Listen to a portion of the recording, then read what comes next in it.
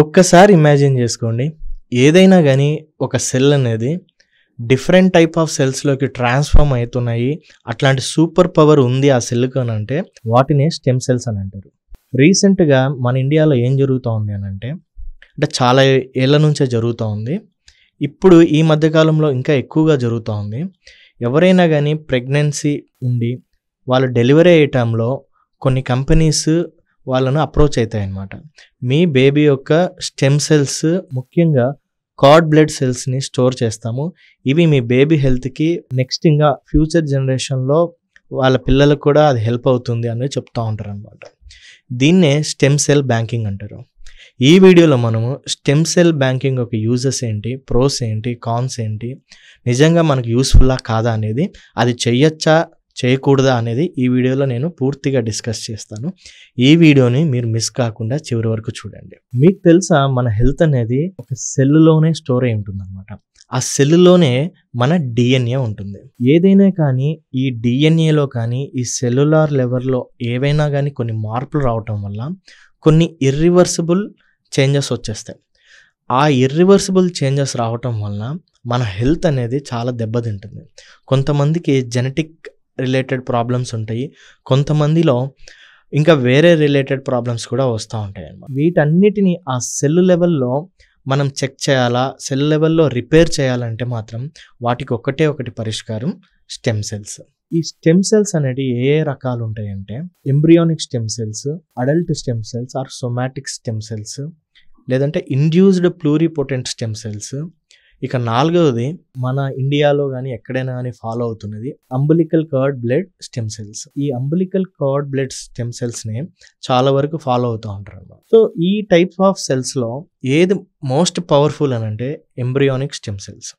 ఇవి పిండంగా ఉన్నప్పుడు మాత్రమే వీటిని కలెక్ట్ చేసుకుంటారు. వీటి మీద మనం ఎంత తక్కువగా మాట్లాడుకుంటే అంత మంచిది. ఎందుకంటే వీటి మీద చాలా ఆంక్షలు ఉన్నాయి, అంటే చాలా లిమిటేషన్స్ అన్నమాట. సో ఇవి ఎంతటి పవర్ఫుల్ అంటే it can transform to any type of cell.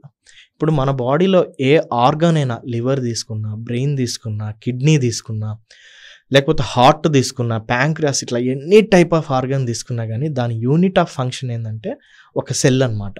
లివర్లో అయితే హెపాటోసైట్స్ అంటారు, బ్రెయిన్లో అయితే బ్రెయిన్ సెల్స్, ఇట్లా అన్ని సెల్స్ కూడా అది ట్రాన్స్ఫార్మ్ అయ్యే కెపాసిటీ, అంత సూపర్ పవర్ వచ్చేసి ఎంబ్రియానిక్ స్టెమ్ సెల్స్కి ఉంటుంది. ఇక అడల్ట్ స్టెమ్ సెల్స్ కానీ సొమాటిక్ స్టెమ్ సెల్స్ కానీ ఇవి ఎక్కడి నుంచి తీసుకుంటారు అంటే పెద్దవాళ్ళ నుంచే తీసుకుంటారు. లైక్ బోన్ మ్యారో తీసుకుంటారు, బోన్స్ నుంచి తీసుకుంటారు, ఇంకా బ్లడ్ నుంచి కూడా తీసుకుంటూ ఉంటారు అనమాట.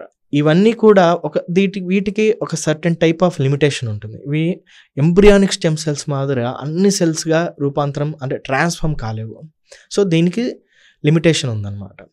సో దీన్నే ఒక సైంటిస్ట్ ఫ్రమ్ జపాన్ అతను ఏం చేశాడనంటే జీన్ రీప్రోగ్రామింగ్ చేసి he transformed these adult stem cells or somatic stem సెల్స్ని ఎంబ్రియానిక్ స్టెమ్ సెల్స్గా రీప్రోగ్రామ్ చేశాడు అనమాట.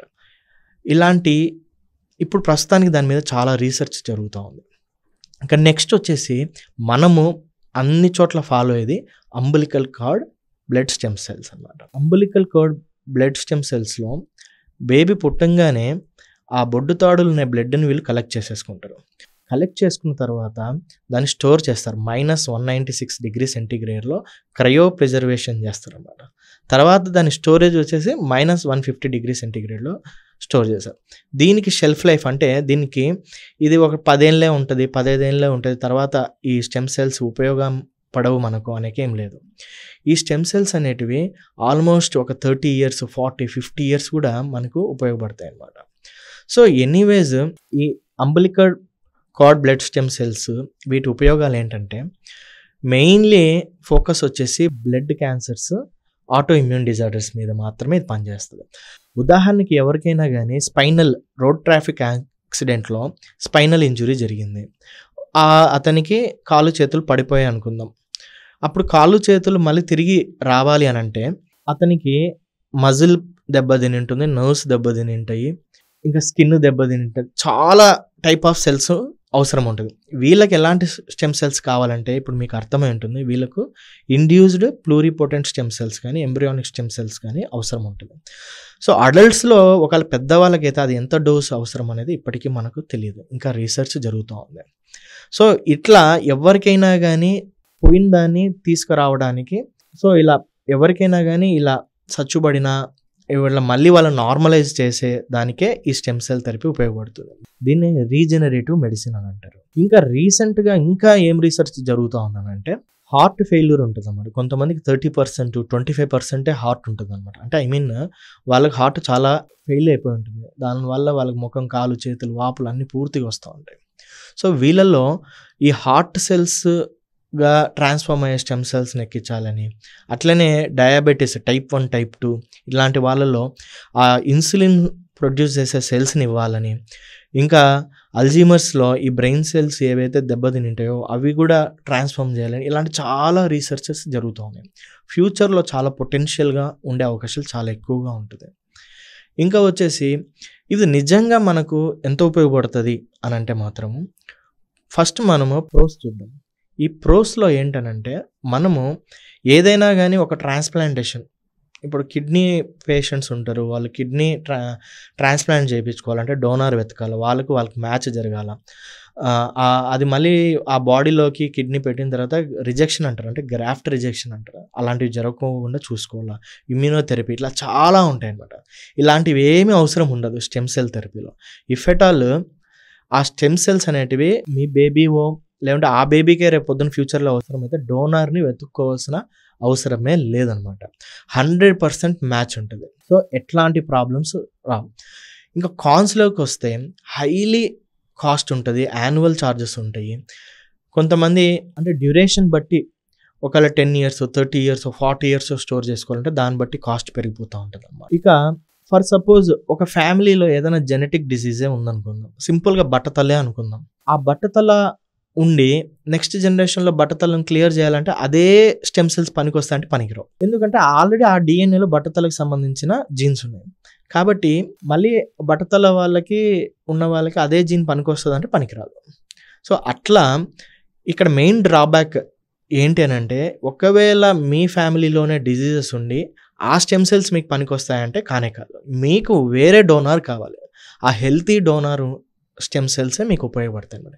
ఇది మేజర్ డ్రాబ్యాక్. ఈ స్టెమ్ సెల్ బ్యాంకింగ్ అనేది ప్యూర్లీ గ్యారంటీ ఇవ్వదు, అన్ని డిసీజెస్ని ఇది క్యూర్ చేస్తుంది అన్న గ్యారంటీ కూడా ఉండదు. ఇది కూడా మేజర్ డ్రాబ్యాక్ అనమాట. ఈ స్టెమ్ సెల్ బ్యాంకింగ్ మీరు చేయాలన్నా వద్దా అంటే అది ప్యూర్లీ మీ చాయిస్ అనమాట.